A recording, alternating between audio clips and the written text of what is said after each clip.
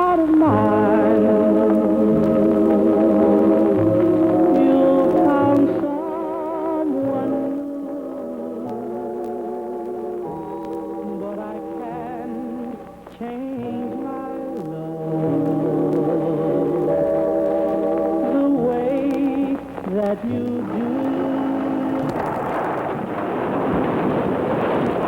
This is the story of a lost neighborhood and of its people who did not want to go. I don't want no money. I want my home. The old man is old. See how the old man is old? No more. That's enough. I don't want to get out. I said to my two daughters, they don't want to get out too because they spend a lot of money. Plenty of money they spend in this place. We not get none to nobody. Never. Hi, welcome to the West End Video Newsletter. Tonight we have with us again is Shannon O'Brien. She was here last February, I believe, and unfortunately she broke her leg after she left this show. Well, hopefully it's not going to be the same this time. We expect to be different. We also have Sonny Lopresti, longtime Somerville Alderman and a once governor's counselor, and his family is a very prominent family out of the West End. And actually, his father lost to Tip O'Neill by 92 votes in 1952, and probably, you know, there was a possibility that it would have been the Lopresti name going all through those years. But that's a little bit of West End, what's the word, history, so political history. So from there we go on, and I'd like to introduce Shannon O'Brien. She's been here before. She's a very good guest. She's very personable, and she's very intelligent, which is more important for the Treasurer's office than probably anything else. Well, thanks for having me. Be wearing garlic around my neck after I leave tonight. Okay. Well, after I reckon with the last three candidates we bagged. Yeah, just to explain to people, I was on the show back in February, and I think 2 weeks later I was up skiing and I smacked into a tree and broke my leg in many places. So, but I'm almost walking whole again. So. I guess what we get into is what does the Treasurer's office do? What are the responsibilities of the Treasurer's office? Well, the Treasurer's office is a very powerful office. It does a number of things. I mean, the issue that most people talk to me about is the lottery, because I think that in people's day-to-day lives, that's what they know the most and see the most. The lottery is a $3.2 billion a year business that brings back $700 million to cities and towns. But just in a thumbnail sketch, the other duties, which are very important, that a lot of people don't understand, is the Treasurer does most of the borrowing on behalf of the Commonwealth for the roads, the bridges, the schools, the courthouses, all of the major projects. The Treasurer issues those bonds to get the money to do those. Cash management, the putting money in banks and taking money back in for the state's coffers, basically does that money management job. The Treasurer also does the investment of the pension fund, which is approximately a $21 billion fund that provides for the state retirees and state teachers. So this is a very big job. It's a lot of economic power, a lot of financial clout, and that's one of the things that I think is most important, is how can you harness that tremendous financial clout to help working families? There has been some talk about the pension fund, wasn't there, just recently, about how it was being run? Yeah, the pension fund is very highly invested in the stock market, has some of the highest investments in the stock market of just about any pension system in the country, which has brought us some very significant returns while the stock market was hot. But one of the things that I've said, and I've said this before the stock market went down, and in August, the stock market cost the public pension system here in Massachusetts $2.3 billion. That's the single largest loss that the pension fund has seen ever. Yeah. And so this is something that I think is troubling. I think we can't go to the degree where we're looking for more risky investments. I think we might want to take a look to see how our assets are allocated to make sure that we're going to maintain the fund and pay for the retirement for the public employees and local teachers. What do you think is your biggest tasks that you have in front of you, your biggest challenges, and if you win the election, which I think you will anyway, but Well, my biggest task, and you're just talking about it here, is what does the treasurer do? I mean, most families, I mean, you know, you guys know what the treasurer does, but most people don't understand the tremendous clout and the far-reaching responsibilities of the treasurer's office. Now, 4 years ago when I ran against the incumbent treasurer, I was talking about water and sewer rates. Now, you guys, you know, you're from communities that I'm sure that's a big issue, right? I mean, I don't know what your water and sewer bills are, but they're high. I think that they're the highest average water and sewer bills of any region in in the country. Well, one of the things that the state treasurer is responsible for, is the chairperson of, is a revolving trust fund that provides monies for cities and towns to do low-interest loans so that they can complete some of their water and sewer projects, which are very expensive. I actually was, as a legislator, was one of the co-sponsors that created that fund, and now as state treasurer, I'll be overseeing that. So when I talk about being pro-environment, making sure that we clean up the environment. People say, what does that have to do with the Treasurer's office? Well, it has a lot to do with the Treasurer's office. So that's one of the duties that a lot of people don't even really know about. Yeah, well, it's an interesting office because it's so varied. I mean, you know, when you say Treasury, all you think of is just like somebody sitting on a bag of money, you know, and doling it out, but it's a little bit more than that. How would you use the office to help, like, you know, activists like Sonny and I? And He's beyond help. well, you know, everybody always tells me, you know, he says, "Can I help you?" And everybody says he needs help. I mean, we've talked about your, your kids and your grandkids. I mean, one of the things that a lot of families, whether it's parents or people with grandchildren, is saving for a college education. Exactly. I mean, how much? I mean, have you? I mean, I don't know. I mean, No, do you have any? Yes, I have a daughter in college right now. I have another daughter, a freshman in high school, who'll be going to college in a few years. And just this morning, as I was driving, I heard on the radio that a large percentage of the private colleges are going up again in their rates. Yeah. And I know you have a plan to assist people in savings for tuitions. Can you elaborate on that a little, Shannon? What an opening. That's That's important great. to me, right in really. there. It really is, and you know, we're kind of joking here, but the fact is, when you look at the fact that a college education, even in public universities, you know, are exceeding $6,000, $7,000, $10,000 for public colleges. In private colleges, it's $20,000 and $30,000 a year to pay for room, board, and tuition. And so one of the things that I've proposed doing is taking advantage of new federal tax laws to create what they call a state-qualified tuition savings program. This would allow families to get a better rate of return, better tax flexibility, allows them to pay for room, board, tuition. We currently have a program called the U Plan, which is a good first step. It helps you to lock in tuition. It helps you to lock in tuition for 80 colleges and universities here in Massachusetts, but might not be flexible enough for a lot of families and allow them to save enough money.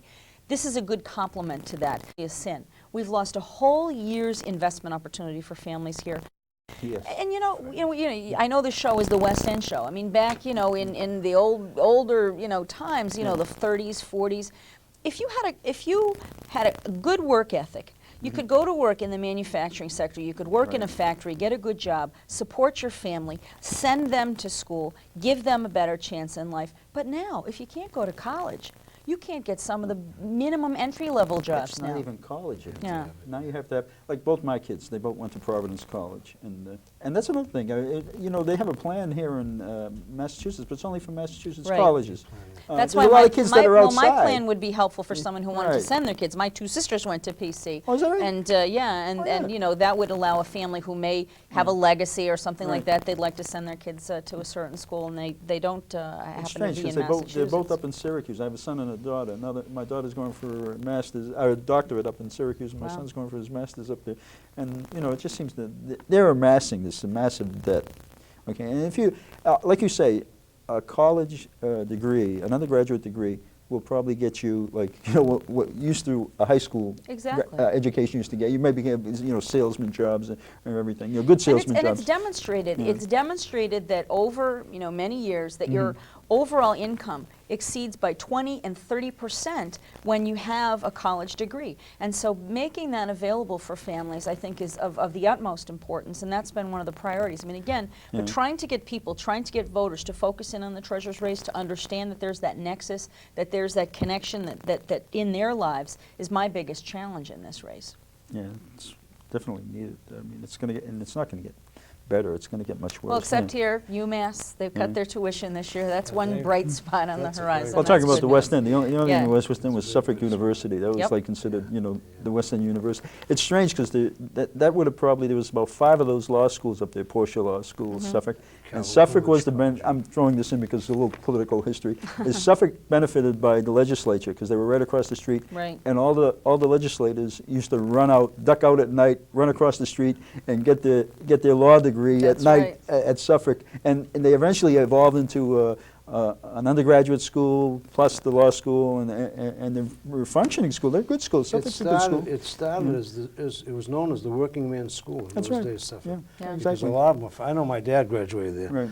and he worked full-time all the time, went to school nights there. Yeah. and They he had- wouldn't they be had able a to do it great otherwise, and Nighttime law school, law degree school. Yeah. A lot of people, they're I mean, colleges. they're different now. They're a regular, college. They do everything like a regular college now. But in those days, they adapted themselves to help the working man, and it was great that they did it. And to this day, everybody that talks about them, looks back at it with a lot of nostalgia and good feeling. I think this program is important too, because you do get many families who have 2 and sometimes 3 children at the same time in Yeah. college. Sure. Oh yeah. And I went through that. if they're going out of state, you're talking like $90,000. Well, I got to tell you a a story, and I tell this when I'm out talking to people about my program. I had a guy come up to me up on the Cape, and it was just at the end of the summer, and he said, I wish I'd known about your program, or I wish your program had been in existence when I was saving for my 2 daughters to go to school. He said, my oldest one, she goes to Boston College. I'm so proud of her. He said, I just had to write out her check.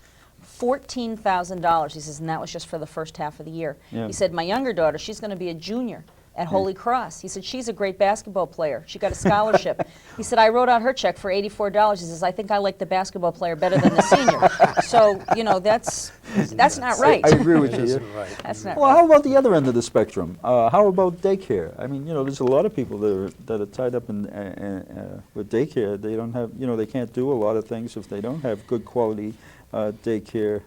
Well, I think you're addressing that too. Well, I that's one of believe. the things we are talking about, Yeah. and a lot of people say, gee, what does daycare have to do, with the treasurer's office?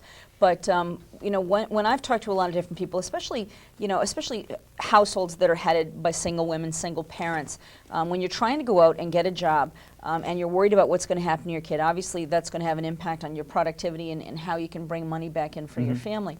What I've targeted are small business investments that would provide monies for these small daycare providers. There's already a small business loan program, and basically this is a safe investment. It's guaranteed by the federal government. What would it be was the state would purchase, the Treasury would purchase loans on the secondary market from the Small Business Administration. The Small Business Administration would guarantee those funds, the repayment of those funds, and then take that money and make it available to local banks that they would then lend out to small businesses. By targeting it to small daycare providers, it's a relatively a small amount of money, but something that could have a great impact on finding affordable daycare in your neighborhood, especially these small in-home daycares that are looking Right. to ramp up, looking to professionalize, looking to improve their in-home capacity.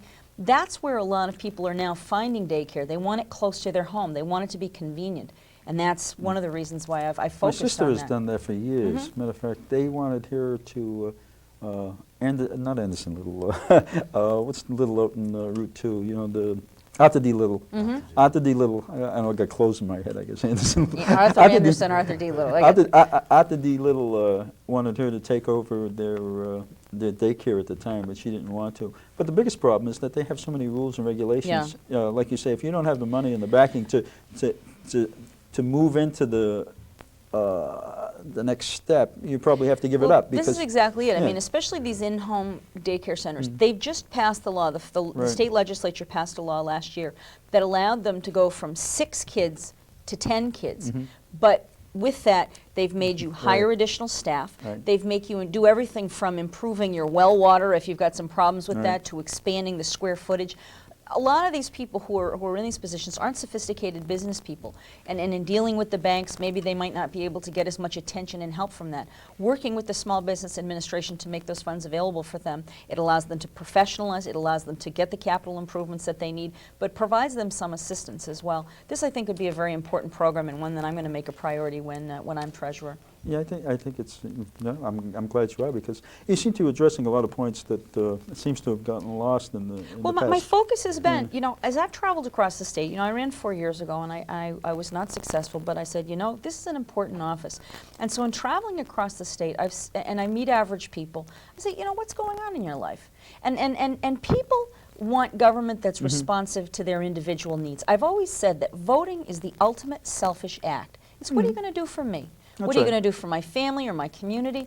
And if you Exactly. can respond to the individual needs of families, and we know that daycare is getting more inaccessible, more expensive, we know that college is getting more inaccessible, more expensive, those are two of the major issues that a lot of families with growing kids are facing. And if you can help them alleviate some of those pocketbook problems that they've got, I think you're doing your job. And that's what public service is all about. I believe that. And I also, there's another thing that a lot of people don't think about. That's been in the news quite a bit. How about the ATM fees and the bank fees? I mean, I know you have something Yeah. to do with them too.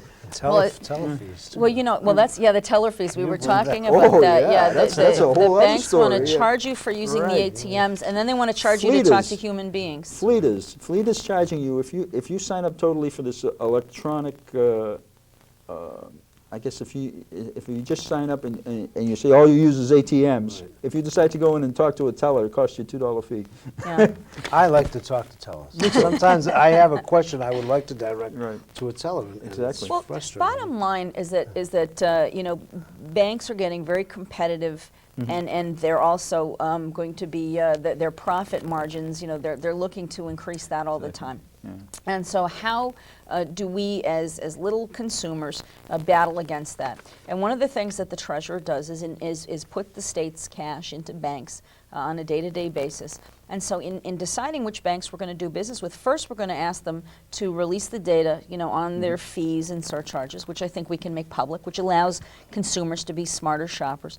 But the next step is, if we can, you know, you have to do an RFP when you go out and pick who you're going to do business with. But if part of that RFP you say, what is it that you charge, and how are you doing it, you know, are you doing a good job by the consumers? If you make that one factor that you look at while you're deciding where to put the money in the banks, I think that we can provide banks with an incentive. We can reward good behavior. If they're going to do the right thing by consumers and we can deposit our money in that bank, then it's a win-win situation for the consumers, for the Commonwealth, I think for the whole community.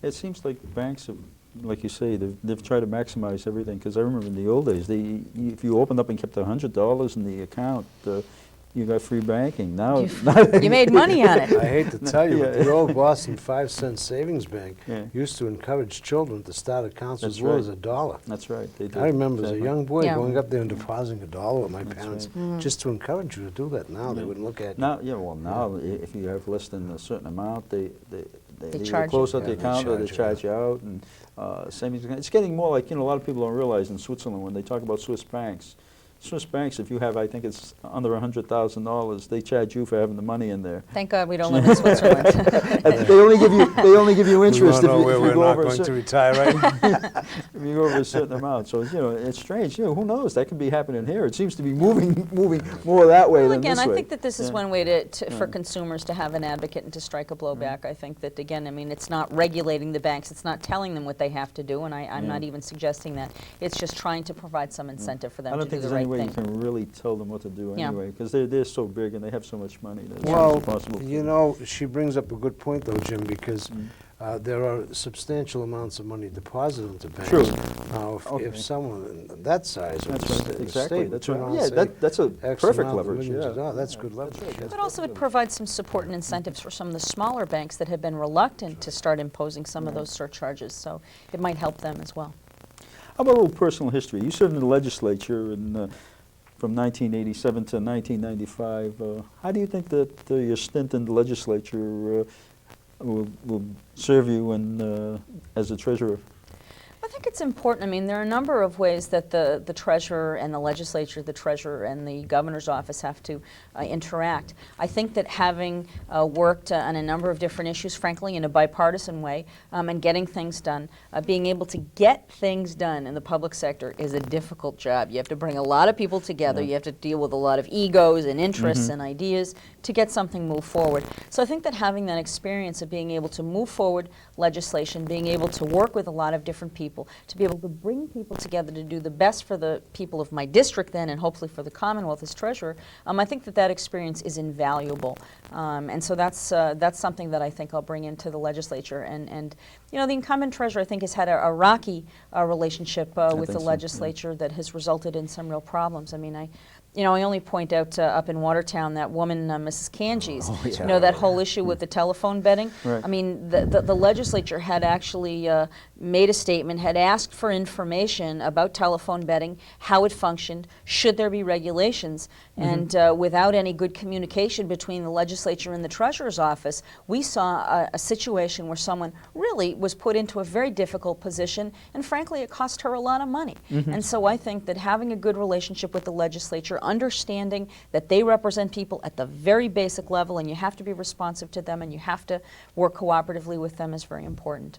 Yeah, and you have all the the lines of communication. You sure you don't seem to have many enemies, okay? And that's the one good thing about usually when you talk to some politicians sometimes, or future politicians, people that are running for office, and you talk to somebody and they'll say, oh, they did that, and you get all this in the street, you get all this groundswell. Everybody I've talked to, seems to like. Matter of fact, I ran into Bob Publicover today, who does the Somerville News, and he says, "Oh, her." I think I told him I did your show, as a matter of fact. This is great. He says, "You won't even have to open your mouth. She'll do the whole thing." Yeah, I talk a lot. Yeah. That's good. That's good in a politician. And it's good for a TV show too, because what happened? The worst thing you can have on a TV show is somebody sit there and go, "Yes." Yeah. No. Well, can I tell you something? Public service, I think I told you the last time I came on here, my great-grandfather Right. served in the Right. Massachusetts legislature in the 1930s with Tip O'Neill and Eddie Boland and all sorts of different people. My father's been in politics. My grandfather served in the Dever administration. You don't get involved in public service unless you really like people and you really want to make a difference for them. And I'm sure that that's why you've done it, why your family's done it. We've seen this era of investigation, of negative campaigning. Right. When candidates spend more time criticizing the opponent rather than telling you about what they'd like to do in a positive sense, that's when your radar should go up. Exactly. That's when something's going wrong here. And I think that, obviously pointing out the differences between you and your opponent is very important, but I think that people want to hear from you. And again, what are you going to do for them? That's the important that's thing. legitimate. Pointing out differences is legitimate, but getting into you did this or you did that, strategic People are differences. sick of that, yeah, and that's yeah. what's turning people off from Yeah. politics right now. Yeah. I think it's dangerous too. That I think it discourages young people from going in. Just yesterday, I heard George Bush's son say they were asking if he wanted to run for president. Did you hear that? No. And he said, "I don't know if I want to subject my family to that. My That's children," right. he said, "my daughters do not want me to run for that." You are under a lot of pressure. You're under a lot of criticism by news media, and the higher you go, the more That's right. criticism there is. Well, the bigger story it becomes. Yeah, bigger story. But on the other hand, there is some satisfaction, I believe, in being able to help people. Oh, yeah. You know, when you, don't you feel like that, people you've helped down the line, when you meet them and you say, it makes it all worth it sometimes. You say, Yeah, I worked, can I tell you, for 2 years after I left the legislature, I worked for a very large healthcare corporation, and we did a lot of marketing and sales. Well, getting a contract, I mean, it wasn't something you walked in and said, "Hi, give me a contract." It was a big, long, protracted sales, pitch with all different people working, Right. and you didn't do things overnight. What I missed was the day in, day out going, when I went home that day, if I passed my bill, if I helped a constituent with some question that they had, I felt like a success. Yeah. And that's the thing. I mean, that's Exactly. probably why I decided that after this long period of time, I want to get back into this thing, because I missed that. I missed that feeling of being able to say, I accomplished this today. I changed somebody's life in one small way. That makes you feel good. Well, there's too many politicians out there that, well, I'll tell you, like Sonny, I've told everybody.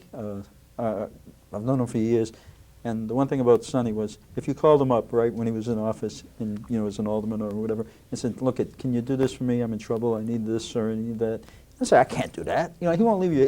He wasn't one of those politicians that said, "Oh, don't worry about it," and leave you hanging, and then 3 months later you're in trouble. He'd always either tell you, well, or he'd make the phone call for you. Yeah. I mean, whether it happened or not is a whole different story. But he wouldn't tell you he would, and then Well, I wouldn't think do it's it. a matter you have to And try. that's- And that's- if that's you one do of the your things, best yeah. for people, generally if they you do your appreciate that. best, That's right. that's right. And if you can do it, if you're right up front and you say, "Look, That's right. I can't do that," Or I I'm don't think sorry. I can do it, but Right, I'll make the phone call for you rather anyway. than how many Okay? people say, Yeah. "Well, Yeah. let me write it down and see my aid," Yeah. and it goes in the file. Yeah, and and they it's say, gone "Don't worry for- about yeah. it," and 3 months later you're That's so discouraging. Yeah. It's so discouraging. We were talking about this before, and I said this. I think I lost a lot of money on Malone. When he got in, he changed the prize structures. And what happened is I went up, I got 4 numbers, I think, on the Mass Million, or one of those. I forget which game it was. And I went up, and normally they paid you $200. And I went up, and they changed it from $200, flat $200, to whatever they made it a pari-mutuel type thing. And I got, like, instead of getting $200, I got like 150 or 160. It was like, and I felt that somebody robbed me for $40. Yeah. Now, you know, he did some strange things with that office, and most Look, I gamblers. think the biggest thing is letting people know what the game is all about. Right. And, you know, up in the Lawrence Eagle Tribune a couple of months ago did an article about the whole issue of scratch tickets. And when, it's kind of like when the scratch tickets get stale, that the big prizes are no longer left that are advertised on the back of the ticket. They're actually supposed to pull those tickets off of the shelves. Now they have a certain amount of time, and they don't pull them immediately. There's a, you know, a time frame within which they're supposed to do it. But I think it's very important that, you know, as the person who'll be running the lottery, that you make sure that you're clear with your lottery agents when they have to pull them off, and that they do pull them off when you tell them to do it, because then people, you know, will feel a restored confidence that the game has some integrity. I think everybody knows that there are very long odds of winning the lottery, whether it's the big prizes, and then there's pretty steep odds of winning the littler prizes too. But if you feel that you at least know it's a fair game, then that's really all people can ask for, and that you understand the rules. That's and right. I think that's the most important Yeah, thing. I The rules and the odds. I think he just changed it, and you know, like you used to get, if you had 3 numbers on a Mass Million, you got $2, and then he cut it down to 1. He like restructured everything, and nobody really knew. And I think it was more the attitude that, you know, he just did it, and you know. Well, you have to changed it all. publicize it Yeah. again. I mean, sometimes they have to change Yeah. it, and again, I'm sure there may be good reasons why they change something like that. But I think that the important thing is letting people know up front what's going on. Yeah, exactly. Yeah, it's that whole office is pretty. It did take a little bit of pounding about 2 years ago with the lottery advertising, though. Yeah. Yeah. Do you have an opinion on that? Or Well, the advertising, I mean, this has been one of the biggest questions that I've had, you know, is how are we going to maintain the levels of funds coming back to the cities and towns. I think we talked about this off camera, that right now they're going to be what they call uncapping. So all of the lottery funds are going to be going directly back to the cities and towns. That's over $700 million. With the cutting of the advertising budget, the legislature cut the lottery's budget by $14 million. So now with no advertising, that's actually having an impact on the sales right now. For the first time in the 25-year history of the game, the sales are flat. And so that's going to have a direct impact on the local revenues coming back. So that's one of the things that again, you have to go back, you have to work with the legislature, because they made the decision that they wanted to cut out that advertising. So that's going to be one of the things that we're going to have to do, is look at that. I think that was purely a power struggle between him and the legislature. Well, but I also think that there were some legitimate concerns. I mean, Tom Birmingham, who's from Chelsea, Right. doesn't think that we should be advertising for the lottery, and he had a real opinion. But Tom Birmingham, you know, his mother-in-law came from the West End. Oh, well. I knew we'd get back to this somehow. He came on the show once, and what he said was, he Yeah. says, I didn't want to tell you until I came on. He says, but my mother-in-law, Botman, Selma Botman's mom, yeah. her mother came from the West End. She Okay. receives my newsletter. And, Well, how would you've run businesses, I've run businesses in the past. How can you possibly run a business without advertising? It's almost impossible. often as possible. You'd have to But be, it's going to tell you, this is the one so, thing, yeah. having a good relationship with the legislature. They have to make that decision. They control those purse strings, and that's what I want to do, is go back to them and work with them to make the right decision. Okay, I guess we've come to the end of it, getting all kinds of signals that we're over. And do you have anything else you'd like to say real quick? I think we have to say goodbye real quick. We don't need time left. And see you at the next West End Video newsletter. And thank you for coming, because I enjoyed. Thanks This for is the second time this year, and I've enjoyed both times. Really, really, really. It's been really immense. Thanks very Take care. much. Bye.